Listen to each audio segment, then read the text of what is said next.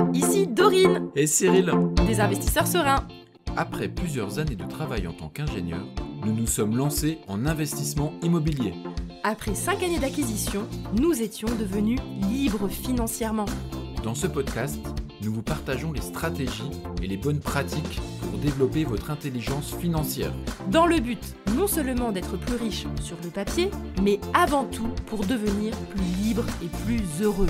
Alors, ouvrez grand vos oreilles et préparez-vous à atteindre vos objectifs. La jouer trop petit dans ses investissements. Hello les investisseurs sereins, j'espère que vous allez bien. Aujourd'hui, j'ai envie de vous faire un petit épisode de la vérité qui dérange parce que j'observe autour de moi des personnes qui se la jouent tout simplement trop petit. C'est super important pour moi de faire ce point parce que je trouve ça tellement, mais tellement dommage que des personnes qui pourraient viser vraiment haut, avoir de l'ambition, je dis pas une ambition démesurée, mais juste, voilà, jouer dans sa cour, quoi.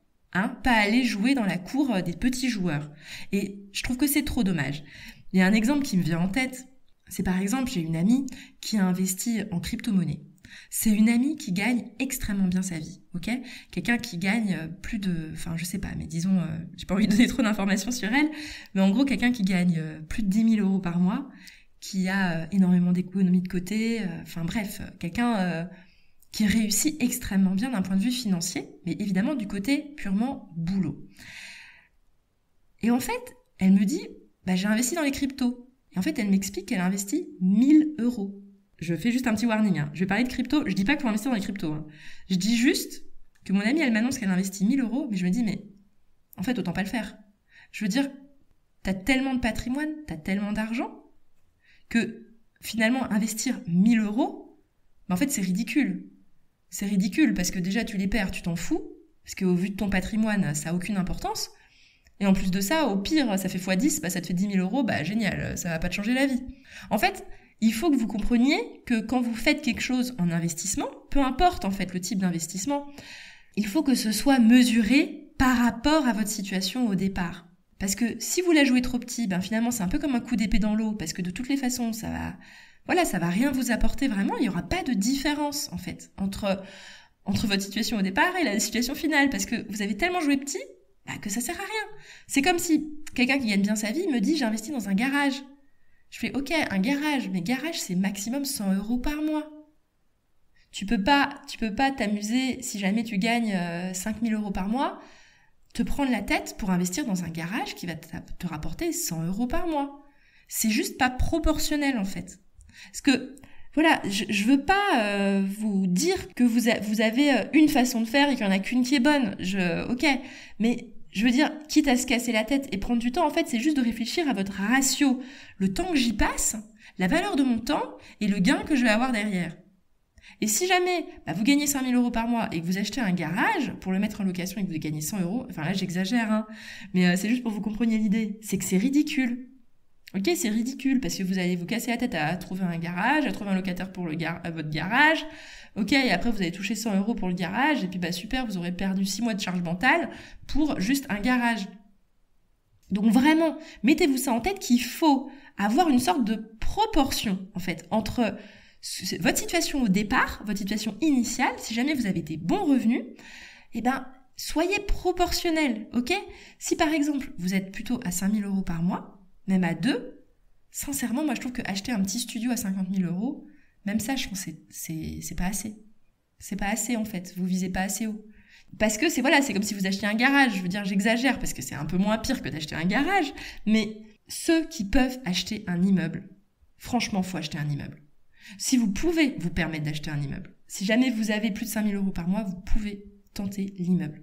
Même un petit immeuble avec 3 appartements dedans, peu importe. Mais vous pouvez le tenter. Parce qu'en fait, tout simplement, vous allez perdre une énergie de dingue pour réussir à trouver une bonne affaire, etc. Même si c'est un petit studio. Pour au final, ok, 500 euros par mois. Bof, quoi. Bof. 500 euros par mois et en plus de ça, en termes de cash flow. Imagine, vous avez un prêt à 350 euros, avec les charges, vous allez avoir 50 euros de cash flow. Youpi.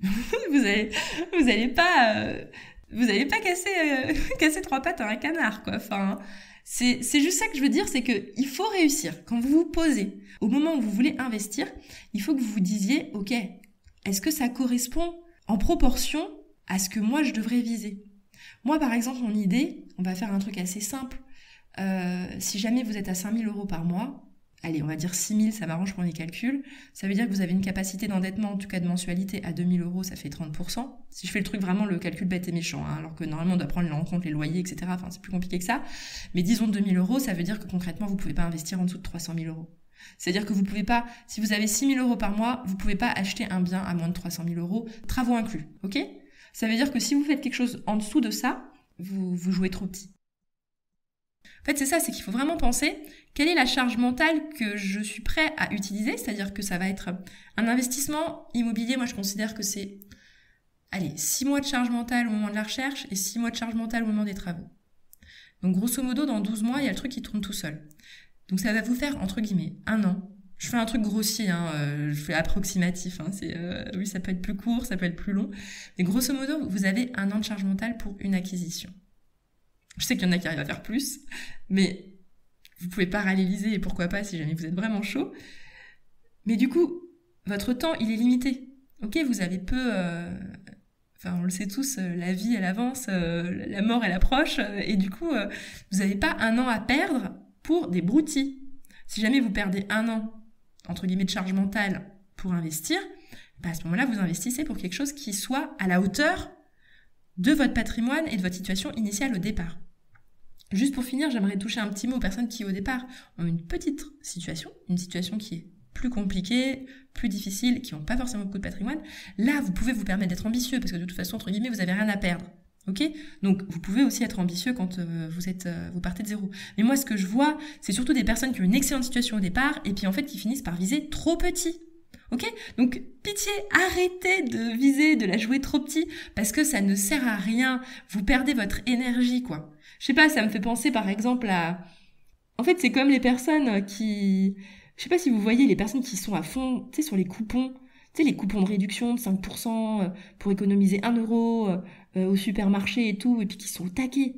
Mais en fait, ok, pourquoi pas ? Je dis pas que c'est forcément bête, mais il faut quand même avoir une valeur, une notion de son taux horaire. Et il y a un moment donné...